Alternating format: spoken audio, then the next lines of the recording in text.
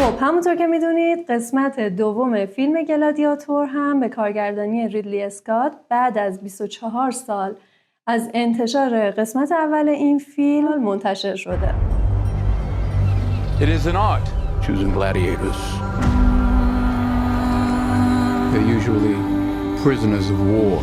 شما چیزی از فکت‌های قسمت اول این فیلم میدونین؟ اگه نمیدونین توی این ویدیو با من همراه باشین. At my signal, unleash hell.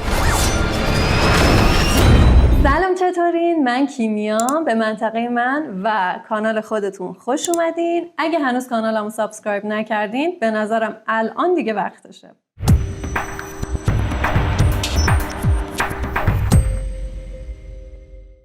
مرزهای راحتی رد کرد.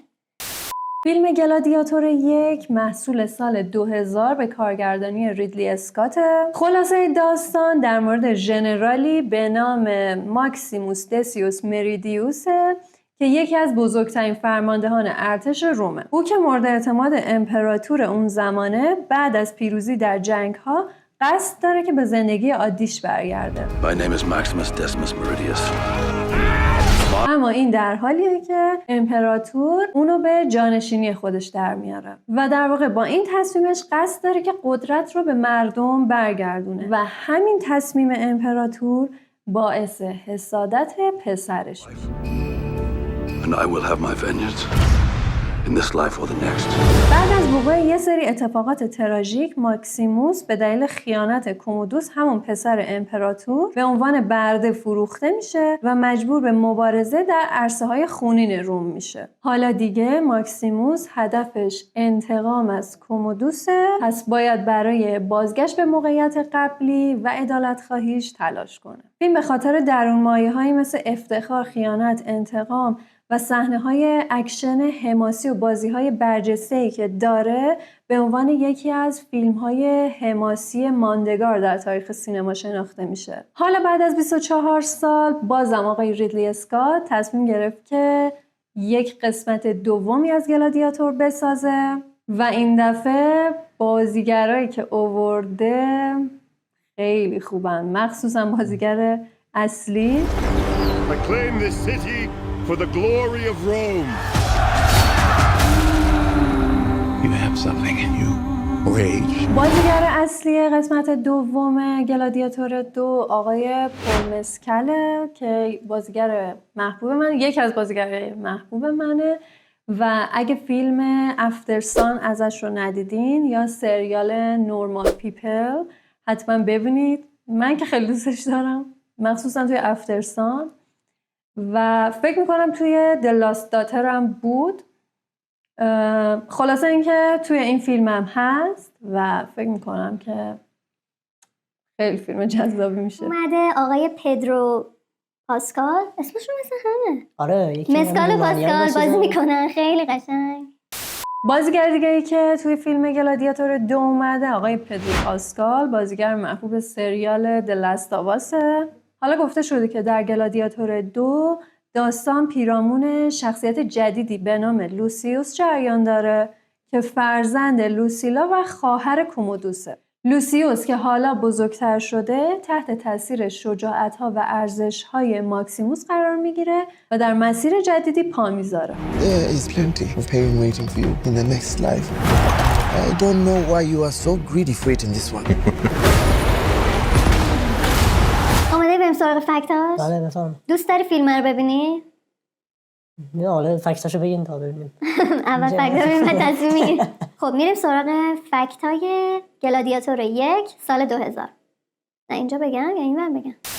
خب بریم سراغ فکتای گلادیاتور 1 از سال 2000. Win the crowd. And you'll win your freedom. فکت اول، ببرهای واقعی در صحنه. جالب بدونید که در نبرد معروف ماکسیموس و تیگریس از 5 ببر واقعی استفاده کردن و تیم مجهز دامپزشکی با تفنگ‌های بیهوشی در صحنه حضور داشتن که اگه خطری تهدید کرد خلاصه این تفنگ‌ها رو بزنن و ببرها بیهوش بشن و گفته شده که فاصله ببرها با بازیگرها دست کم 15 فوت بوده. هر فوت چند سانته؟ نه شما میگی 12 اینچه. 12 اینچ. 12 اینچ، هر چیزش- تقریبا 30 سانتی متره. آره دقیقاً. حالا میشه 15 فوت ضرب در 30 سانتی متر 450 سانتی متر، یعنی 4.5 متر تقریبا. با هر بازیگر 4.5 متر فاصله داشت. فکت دوم، استفاده از چرم مصنوعی برای واکینگ فینیکس. همونطور که میدونید آقای واکینگ فینیکس، جوکر عزیز دلمون، خیلی ساله که ویگنه. برای همین در گلادیاتور 1 که داشته بازی میکرده درخواست کرده که برای طراحی لباسش به جای چرم طبیعی از چرم مصنوعی براش استفاده کنن. در واقع با این تصمیم گیری میخواستن هم استاندارد تاریخی فیلم رو در واقع حفظ کنن و همین که از نظر اخلاقی به ویگن بودن آقای فینیکس احترام بذارن. میبینی چقدر با شعورن، به بازیگراشون احترام میذارن. آره. فکت سوم، سناریوی نیمه کاره. خواب بودی؟ یا پریدی بالا؟ نه بابا. خوابش برد پشت دوره. خوابه. در آغاز فیلم برداری گلادیاتور 1 سناریو کامل نبود و گفته شده که آقای نیکلسون نویسنده فیلم در زمان تولید و فیلم برداری همزمان داشته سناریو رو کامل می‌کرده و گفته شده که حتی خیلی جاها در زمان فیلم برداری آقای راسل کرو و ریدلی اسکات دیالوگ ها رو بداهه همون موقع در صحنه میگفتن. فکت چهارم، کومودوس تنها امپراتور گلادیاتور. مستند بیوگرافی، فیلم بیوگرافی بهتره. بیوگرافی تاریخی باشه بیوگرافی میشه؟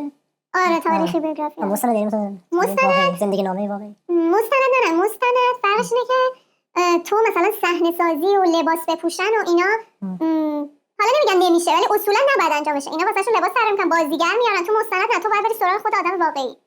فهمیدی چی میگم؟ مثلا اگه مثلا بعضی وقت مثال میزنم یه مستند میخوان از مایکل جکسون بسازن، مایکل جکسون الان مرده، پس درش یه فیلم بیوگرافی ازش میسازن، یه بازیگر شبیهش میارن. 2 hours later. شخصیت منفی فیلم امپراتور کومودوس بر اساس تاریخ واقعی از معدود امپراتورانی بود که خودش به عنوان گلادیاتور در صحنه‌های نبرد حاضر می‌شده. اما گفته شده که پایانی که در فیلم می‌بینیم بر اساس تاریخ واقعی و زندگی واقعی اون نیست. فکت پنجم، سربازان واقعی در صحنه‌ها. در نبرد ابتدایی فیلم از حدود 20 سرباز سلطنتی در بریتانیا به عنوان سربازای سلطنتی رومی استفاده کردن و گفتن که به این دلیل در واقع این انتخاب رو داشتن چون میخواستن حس واقعی بودن رو در صحنه افزایش بدن. فکت ششم، بازیگران تحت آموزش‌های سخت. جالب بدونید که بازیگران تحت تمرینات بدنی سخت شمشیرزنی و مبارزات گلادیاتوری قرار گرفتن تا همین جوری بتونن که مبارزاتشون رو واقعی‌تر به تصویر بکشن و همین که با این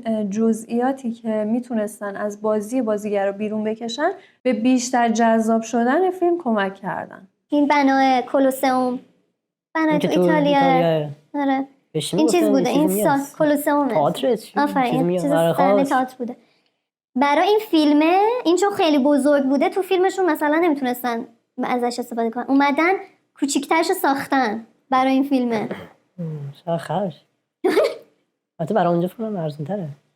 مگه اینجا بود؟ برای اونا آخه در میارن یه فیلم میسازن کل جهان تو میره تو سینماهاش. آره. همه بلیط میخرن از هر گوشه و کناری، بالاخره پولش در میاد. چقدر فکت هفتم، ساخت کپی از بنای کولوسئوم. جالب بدونید بنای کولوسئومی که در فیلم میبینید در واقع بنای اصلی نیست و طراحان صحنه فیلم با گذشت چندین ماه در واقع تلاش‌های سخت یه بنای کوچیک‌تر و با ارتفاع 15 متر برای این فیلم ساخت. فکت هشتم، استفاده زیاد از گچ در جزیره مالت. جالب بدونید که گچ موجود در جزیره مالت زمانی که فیلم داشته فیلم برداری می شده تموم میشه و اونا تصمیم میگیرن که فوری گچ وارد کنن. گچ ساخت و ساز. داشتن اینو میساختن گلادیاتور یگاره انقدر ساخت و ساز داشتن مثلا توی شهری گچ کم آورده بعد مثلا از شهرهای دیگه واردات کرد. فکت نهم، افتخار به تکیه کلام strength and honor.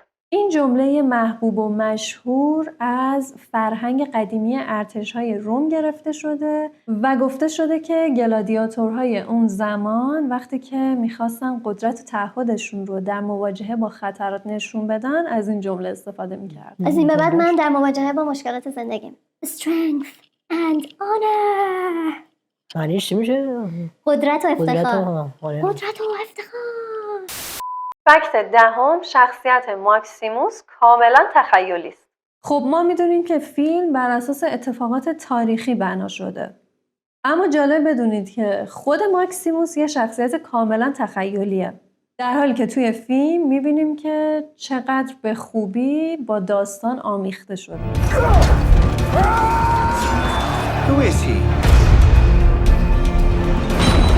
I'm required to kill, so I kill. امیدوارم که فکت های گلادیاتور 1 براتون جذاب بوده باشه و شما رو مشتاق کنه که قسمت دومش رو ببینید. اگه قسمت 1 یا 2 رو دیدین برام بنویسین و بگین که کدومشون رو بیشتر دوست داشتین. مرسی که تا آخر این ویدیو با من بودین. لایک و سابسکرایب یادتون نره. تا ویدیوی بعدی فعلا خدافظ. It will clear my path to the throne. You will be my instrument. I will never be your instrument in this life or the next. Lucius, take your father's strength. His name was Maximus, and I see him in you. Most fighters won't survive.